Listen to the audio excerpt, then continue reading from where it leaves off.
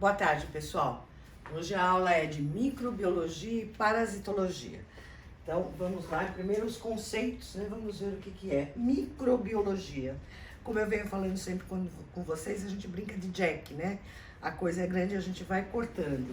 Então, vamos ver. Micro significa muito pequeno. Bio significa vida.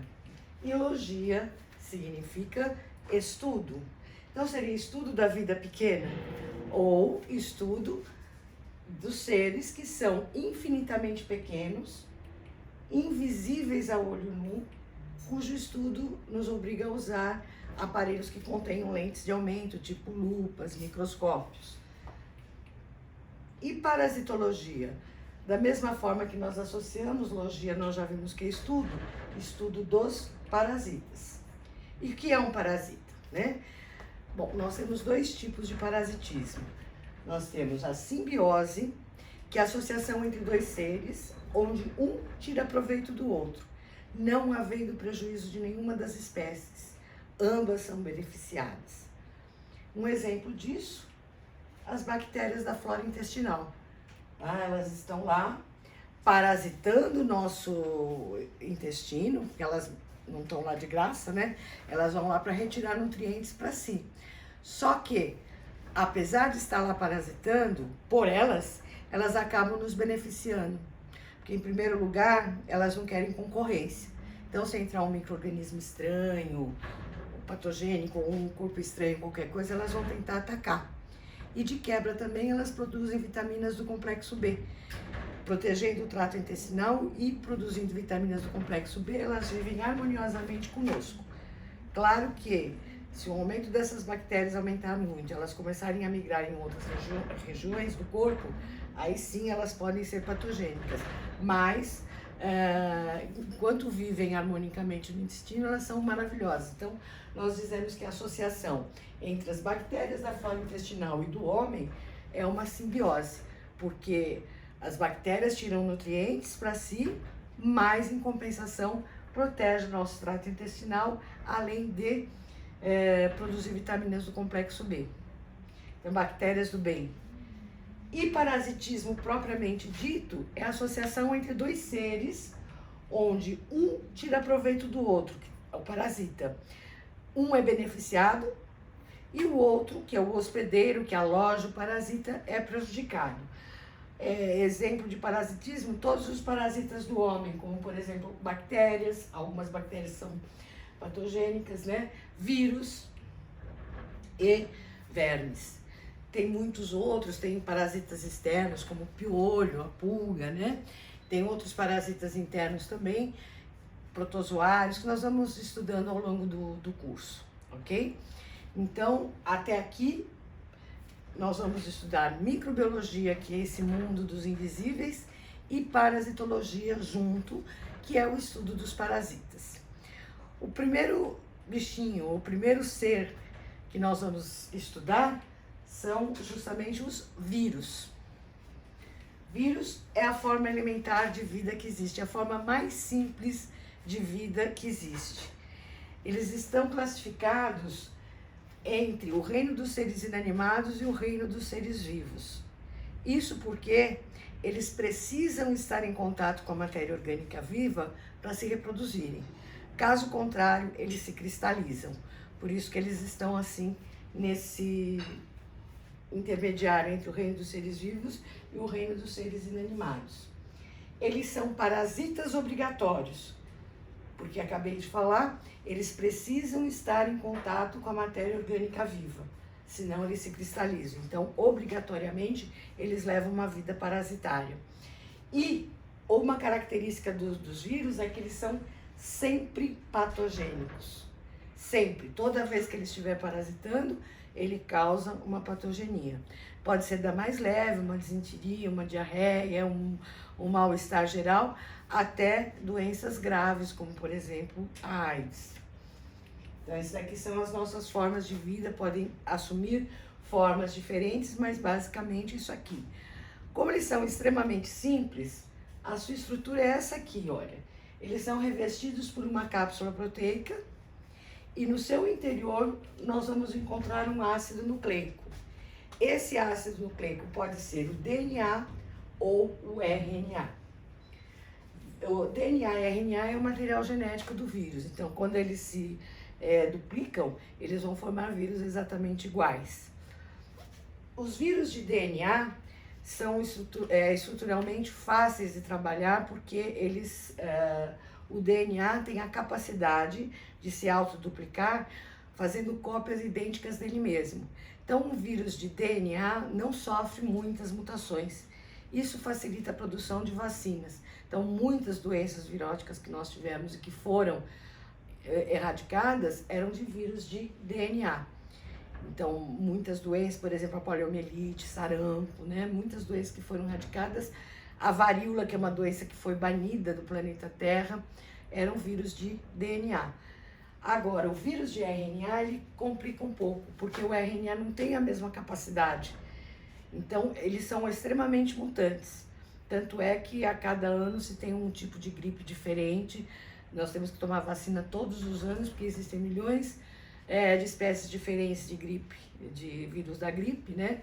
E eles são extremamente mutantes. O vírus da AIDS é outro que tem muita mutação, por isso até hoje não se conseguiu uma vacina eficaz. E assim, por isso que a gente sofre mais com o RNA, porque ele vai fazendo aí mutações. Às vezes são pequenas mutações estruturais na sua cápsula e outras vezes eles mudam completamente a sua forma. Ciclo de vida reprodutivo de um vírus. Vou colocar aqui o passo a passo para vocês verem como ele depende de uma célula. Este aqui é um ciclo de vida de um vírus bacteriófago.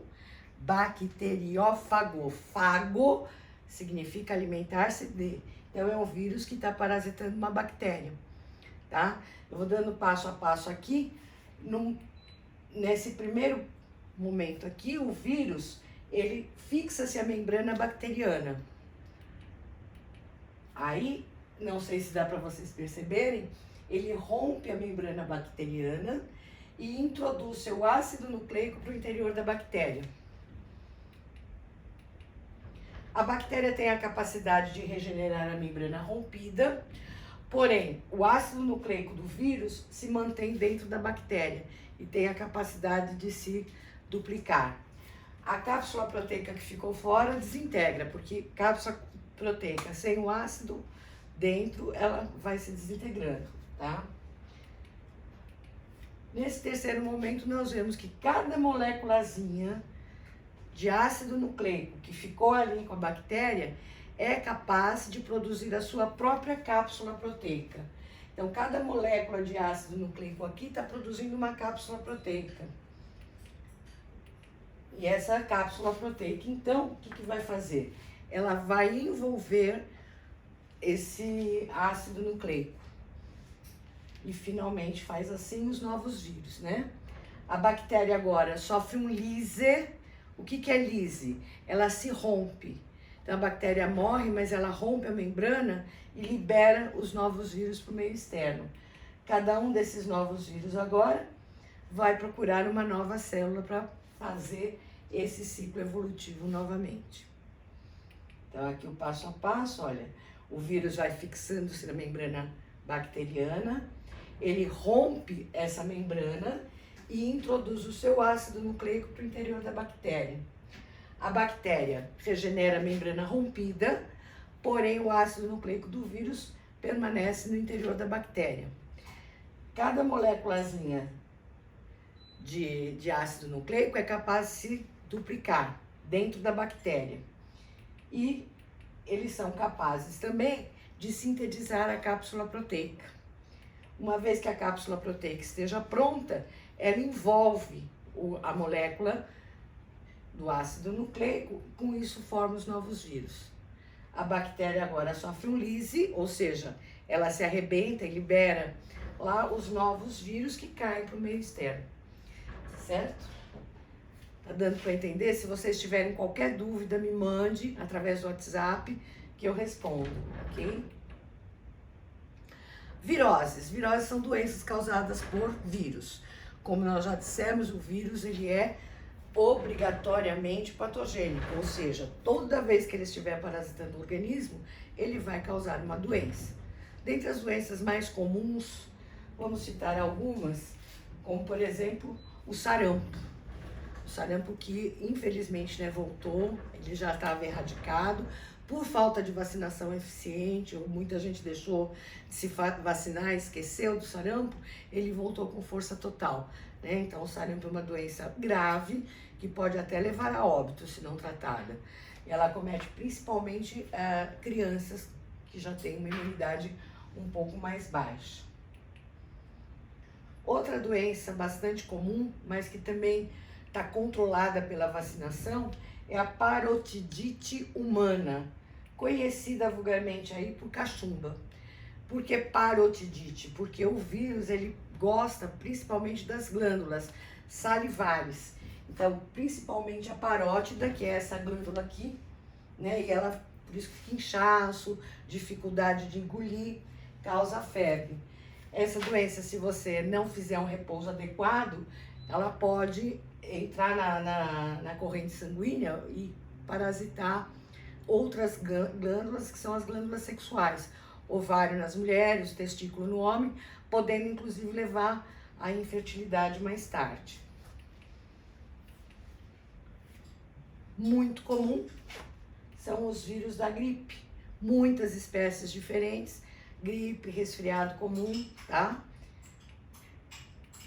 E uma doença também virótica é a AIDS. Essa, uma vez que manifestada, ela pode ser fatal. Hoje em dia, já nós não temos tanto esse medo, a AIDS não está matando tanto por conta dos coquetéis retrovirais, né? Mas teve época, assim que ela surgiu, que ninguém conhecia a AIDS ainda, era de uma morbidade muito alta. Muitos morreram por AIDS, né? Por não conhecer, até que o vírus foi isolado, foi se conhecendo e tudo mais. Mas como eu disse, é um vírus de RNA, então ele é extremamente mutante. Difícil está sendo conseguir uma vacina eficaz contra a doença. Melhor mesmo é a prevenção. Quando eu falo em AIDS, muita gente me pergunta, HIV é AIDS? AIDS e HIV é a mesma coisa? HIV é a sigla em inglês para imunodeficiência, o vírus da imunodeficiência humana adquirida, que é Human imunodeficiência adquirida. Então, quem tem o vírus não tem necessariamente a doença. AIDS é a sigla em inglês para síndrome da imunodeficiência adquirida, já é a doença desenvolvida. Então, quando eu falo tem alguém com AIDS, tem alguém que já desenvolveu a doença. Ou tem alguém com HIV positivo, é alguém que tem sorologia positiva, ou seja, está com o vírus presente na corrente sanguínea, porém ainda não desenvolveu a doença, tá? São duas coisas diferentes. Quem tem HIV positivo hoje não necessariamente vai desenvolver a AIDS. Graças aos coquetéis antivirais que a gente tem, segura a carga viral, diminuindo a transmissão, inclusive vivendo uma vida de qualidade normal, só com bastante controle, tá? Então, gente, por hoje é só. Nós falamos de vírus, na próxima aula eu vou falar de bactérias, tá? Qualquer dúvida, vocês podem colocar no WhatsApp que eu estou completamente à disposição para respondê-las, tá? Agora, falando em vírus, não esqueçam do corona, né? Vamos nos manter em casa o máximo de tempo possível, só sair em emergência e manter as prevenções que estão divulgando aí na mídia, a higiene, lavar bem as mãos com água e sabão, se não tiver num lugar com gel, com álcool gel, tá? Vamos nos mantendo em contato, um beijo a todos, fiquem com Deus.